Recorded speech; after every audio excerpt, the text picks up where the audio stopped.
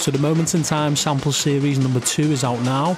We're going to be using it in this session to create a drum selector within Ableton Live.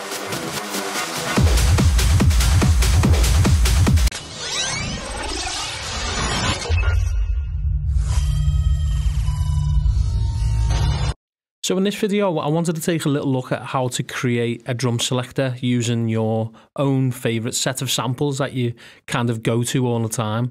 Anything that provides a little bit of limitation in the studio is always good because it saves time trawling through sample packs endlessly. We're going to be using the brand new Moments in Time sample series 2, which is available now on Bandcamp. I'll pop the link down in the description so you can go and grab it straight after the video. So the sample series is being created by Rudosa, and he's actually passed it on to me, so I've had the privilege to go through it a little bit early on and check it out. Now there's some great samples in there, and it contains pretty much everything that you need to make the perfect techno track. So I've got a bit of a track on the go using loops from the pack, and what I need to do is load a drum rack down onto this fresh MIDI channel that I've got just here. So once that's loaded on, I'm going to navigate back to the pack. I'm going to go to the rumble kick section, and I'm just going to select all of the samples that are in this folder. You can select multiple samples at the same time just by holding shift on the keyboard. And then what we're going to do is we're just going to drag those down onto C3 within the drum rack. So I'm going to select all of the samples by holding command and pressing A on the keyboard. And then from there, I'm just going to click the little chain button. And as that opens up, I'm just going to drag all of these bars all the way out. And then what I need to do is just right click at the top, and from there we just select distribute ranges equally. So what I want to do now is right click just at the top, and then I'm going to map this to macro 1, and that's going to create our chain selector.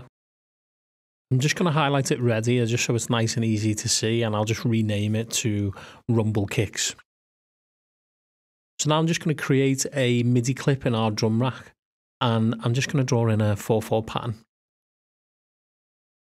So I'm just going to solo and hit play, and we should be able to hear our kick. So what's good about this is I can just turn the chain selector up and I can start scanning through all of the rumble kicks from the sample pack. So some really nice ones in here, and you can have all of your favourite kicks right at your fingertips whenever you need them next time you're making a track. We could quite easily repeat this whole process with the other drum one-shots from the sample pack, like claps and hi-hats and things like that. But just now, I'm going to give you a play of what I've got in this session. They're all clips that are from the sample pack, just to give you a little bit of context.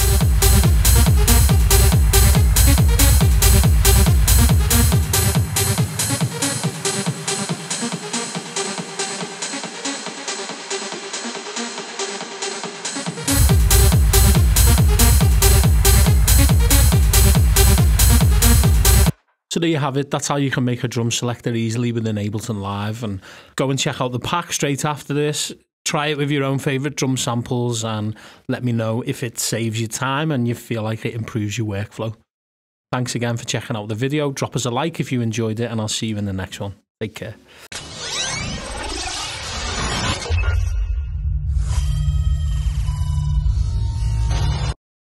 So a big thanks for checking out our video, and if you're enjoying our content, please head over to our YouTube channel, drop us a subscribe as well, and if you hit that little bell icon, you'll get a notification every time we upload a new bit of content.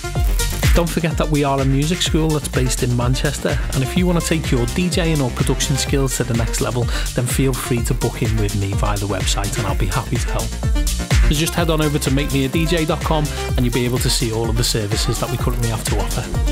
Thanks again for checking out the video, and I'll see you again in the next one. Take care.